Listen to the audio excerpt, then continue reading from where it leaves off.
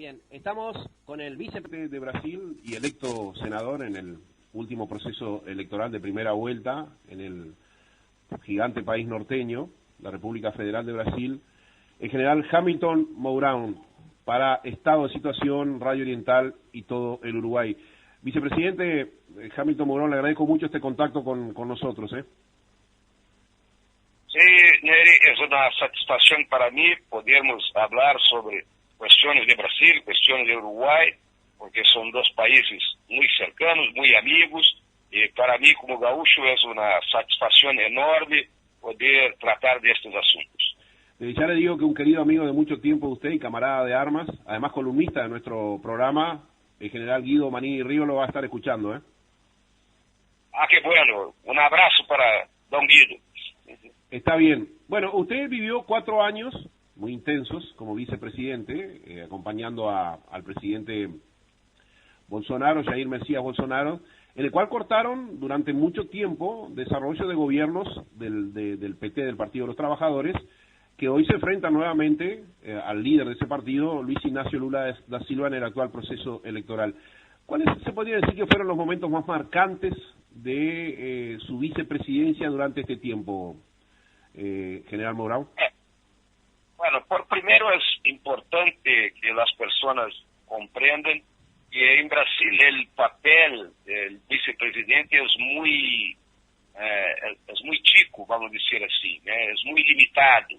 El vicepresidente no tiene una función específica que no sea sustituir al presidente en sus afastamientos temporarios y quedarse en condición de hacer tareas especiales para el presidente. Y en mi caso, que fue más importante y marcante, fue la tarea que el presidente me colocó de presidir el Consejo Nacional de la Amazonía Legal, y es, por tanto, ser el encargado directo de coordinar e integrar las acciones de combate a las ilegalidades de deforestación, de los incendios que ocurren en la Amazonía brasileña. Este fue uno de los temas que, por lo menos desde el exterior, parecería que más, especialmente desde los medios ligados a la izquierda internacional, más se le criticaba al gobierno que usted integraba junto con Bolsonaro, la situación de Amazonia. Y el presidente Bolsonaro muchas veces se defendió hablando de lo que eran los incendios en Francia, en los estados norteamericanos, especialmente California, marcando que el tema de incendios en una selva tan vasta como la Amazonia era algo natural y común y corriente. ¿Cómo pudieron llevar adelante ustedes este tipo de control que fue la base fundamental de su trabajo en este tiempo, general Mourão? Lo que pasa es que las personas desconocen lo que es la Amazonía, y la izquierda mundial, con informaciones traídas de la izquierda aquí en Brasil, pasó a hacer una presión sobre nuestro gobierno en esta cuestión. Pero nosotros hemos trabajado duro para contener esta cuestión de los incendios que ocurren todos los años, normalmente en los meses de julio, agosto, septiembre, octubre, que es el periodo de sequía en la Amazonía. Pero es importante que se comprenda, que la Amazonía brasileña tiene 5 millones de kilómetros cuadrados. Es una extensión mayor, más larga que la Europa occidental. Y solamente la selva, la floresta amazónica, tiene 4.4 millones de kilómetros cuadrados. Y por nuestra legislación tendremos que preservar 3.7 millones de kilómetros cuadrados, que son más de 10 veces el tamaño de Alemania. Por tanto, Brasil tiene esta tarea, es una tarea que es de acuerdo con nuestra legislación, que es la legislación más, vamos a decir así, impositiva que hay en el mundo en cuestión de preservación del medio ambiente.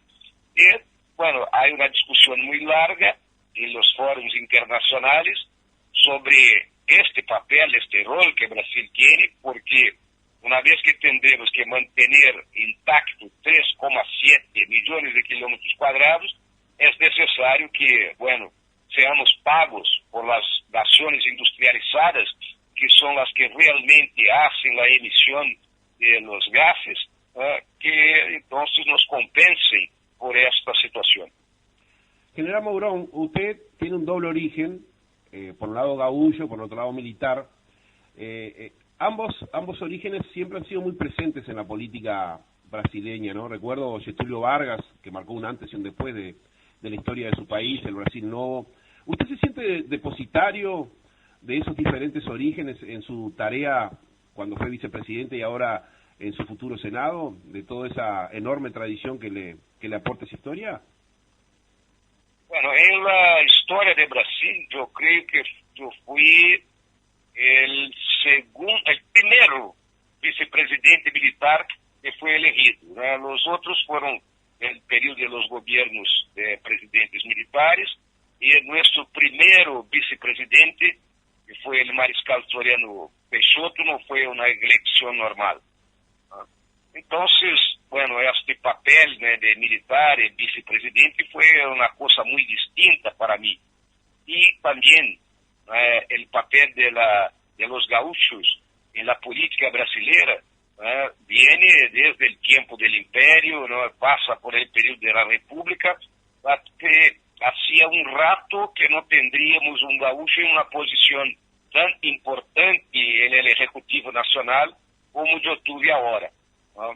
Yo creo que el último gaucho que fue presidente, vicepresidente, fue en el periodo de los gobiernos militares, fue el presidente Médici, que era un tipo de Baxé, y su vicepresidente, que también era un tipo de Porto Alegre.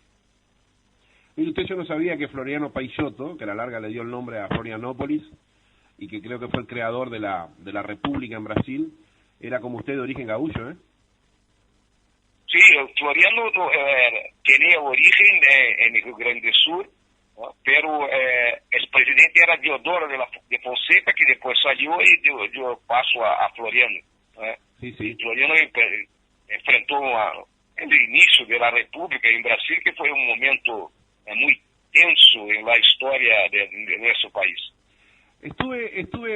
Voy muy seguido a Brasil, un país que quiero mucho, yo soy un hombre de frontera, y a no ser el año de la pandemia, el año 2020, estuve todos estos años, siempre prácticamente todo el mes de agosto, en la zona sur de Bahía, en Porto Seguro, donde justamente los portugueses descubrieron Brasil. Y francamente vi a la figura de Bolsonaro, a los partidos de ustedes, más fuertes de lo que los había visto en el 2018 cuando ganaron. No dejó de sorprenderme que en la primera vuelta Lula le sacara 5 puntos. Y se comentó bastante, por lo menos fuera de Brasil, pero también dentro de Brasil, de la posibilidad de un fraude electoral ligado a las urnas electrónicas. Con su experiencia en estos últimos tiempos, General Mourón, ¿usted tiene alguna sospecha de que no fueron tan limpios los resultados, o cree que esos resultados que salieron de las urnas fue tal cual se expresó el pueblo brasileño?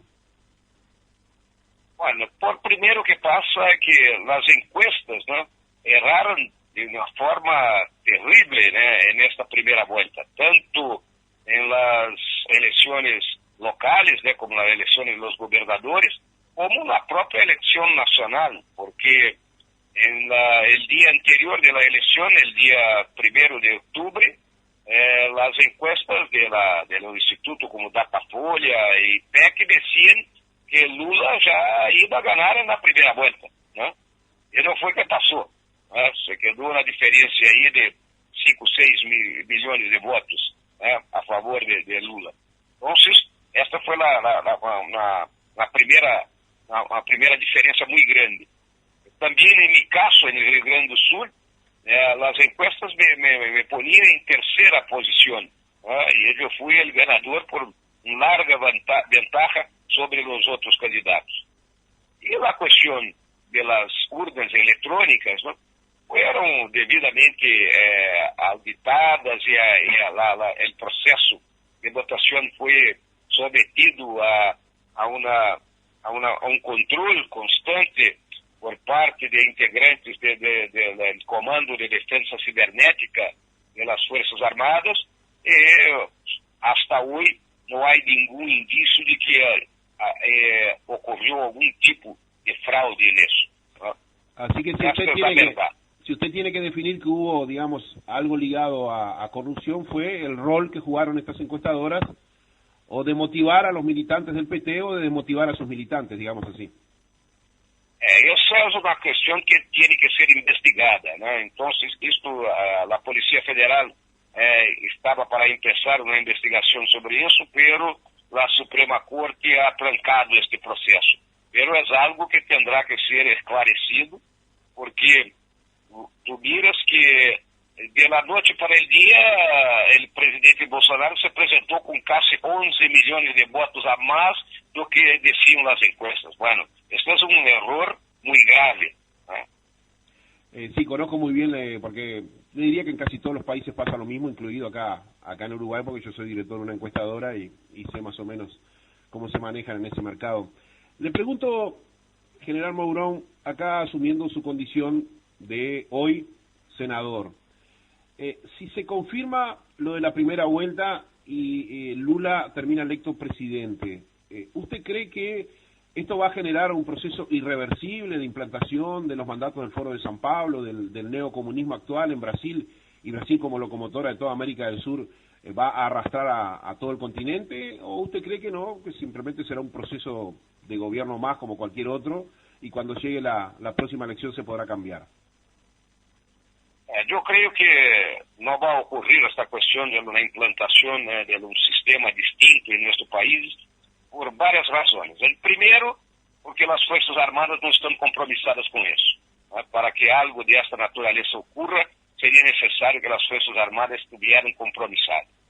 Por segundo, el Congreso que fue elegido es un Congreso de derecha. La gran parte de los senadores y diputados son mujeres y hombres que tienen un pensamiento de derecha. Por tanto, totalmente imposible que el señor Lula y su grupo logren pasar legislación que favorezcan su visión anticuada del mundo, ¿no? Y por tercero, no hay un apoyo en la población brasileña para que esto ocurra. Yo veo que si por acaso el señor Lula vence este proceso electoral, tendrá mucha dificultad para gobernar. El país está en una situación totalmente distinta cuando tomó posse su primer mandato en el año 2003. Es un país distinto, son 20 años se pasaron. Para mí, mi visión es que eso es muy mal para el país, porque muestra que el partido de Lula, el partido de los trabajadores, logró producir un liderazgo capaz de reemplazar a este señor. Este señor está con 77 años, no tiene una salud de las mejores, entonces será un gobierno muy complicado en mi visión. General Mourão, quedó más que comprobado, ¿no?, que toda la corrupción que hubo en torno a la figura de Lula y a su Partido de los Trabajadores. Esos procesos, que tengo entendido que muchos aún están en andamiento, a pesar si es que Lula llega a la presidencia, ¿siguen, se continúan o se mueren todos?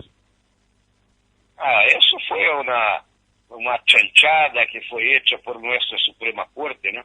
Porque ¿qué pasa? Lula fue condenado 2 veces por 9 jueces distintos. Y bueno, ahí hay 5 años después, ¿no?, la Suprema Corte toma una decisión diciendo que, bueno, Lula no podría ser juzgado en Curitiba por primera vez, sí en Brasilia. Entonces, los procesos deben volver a su momento inicial. Bueno, cuando se espera 5 años, fue exactamente para que los procesos no tuvieran más plazos para ocurrir. Por tanto, hoy no hay más condición de volver a condenar Lula por las mismas cosas que ya fue condenado, porque no hay plazo para eso. O sea que todos los procesos contra Lula ya están cerrados. Sí, están encerrados, pero él fue condenado.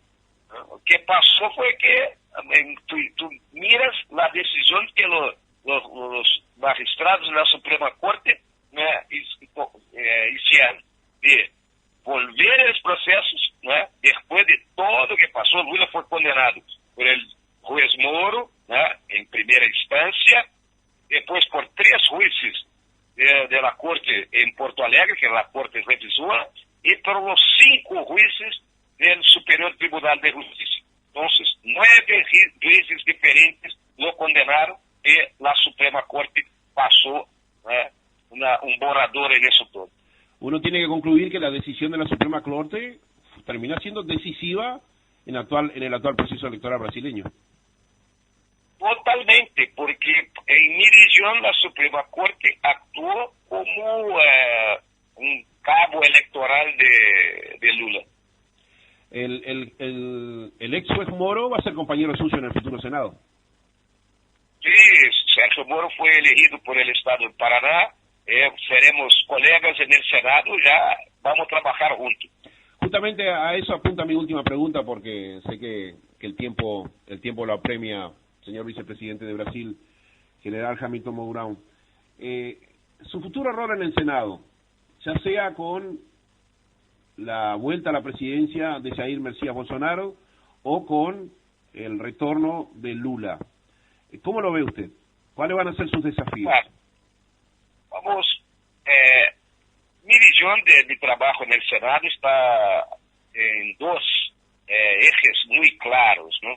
Uno es la cuestión del desarrollo económico, son las reformas que son necesarias para que Brasil salga de esta, bueno, estamos atrapados en la renta media desde los años 80 del siglo pasado y necesitamos de estas reformas, la reforma del sistema de tributos, ¿no? del sistema de nuestras tasas, la reforma de la administración y la atracción de investimentos para la infraestructura. Y también las cuestiones de educación, de mejorar el acceso de la población a la educación, a la salud y también de la seguridad pública. Por eso será mi trabajo con Bolsonaro mucho más, vamos a decir, que estará mucho más ligado, né? Vamos dizer assim, estaremos com o mesmo pensamento, ¿no? Pero com Lula é distinto, porque, bueno, vamos tentar hacer lo mesmo, pero Lula não é favorável a muitas de estas reformas e também medidas que vengan del governo Lula que sejam contrárias a la libertad económica, a la mejoría de la cuestión de los impuestos, ¿no? Essas, vamos dizer, essas ideias de Lula e seu grupo não tendrán mi apoio em nenhum momento. Então, eu serei um homem de oposição a Lula e de oposição muito forte. General Hamilton Mourão, vicepresidente de Brasil, usted sabe, para los uruguayos, cuánto queremos Brasil, es nuestro segundo país, sin duda de ninguna clase, menos en el fútbol, que es la vieja rivalidad, pero en todo lo demás es un país que amamos muchísimo. Sea cual sea el resultado de que salga de las urnas el próximo 30 de octubre, le deseamos lo mejor para su país y para usted, una gran gestión en el futuro Senado de Brasil. Y desde ya, en Estado de Situación, el programa más escuchado de la radio uruguaya, le agradecemos muchísimo este contacto. Bueno, don Eri, le agradezco la oportunidad de esta charla. Dejo un abrazo muy grande para todos mis amigos de Uruguay. Tengo compañeros en Uruguay que son amigos de una vida. Entonces, y esperamos que el 30 de octubre la población brasileña reelija el señor Bolsonaro, tendremos más 4 años de desarrollo económico y de avances para la libertad de nuestro país. Le mando un gran abrazo y muchas gracias. Hasta luego.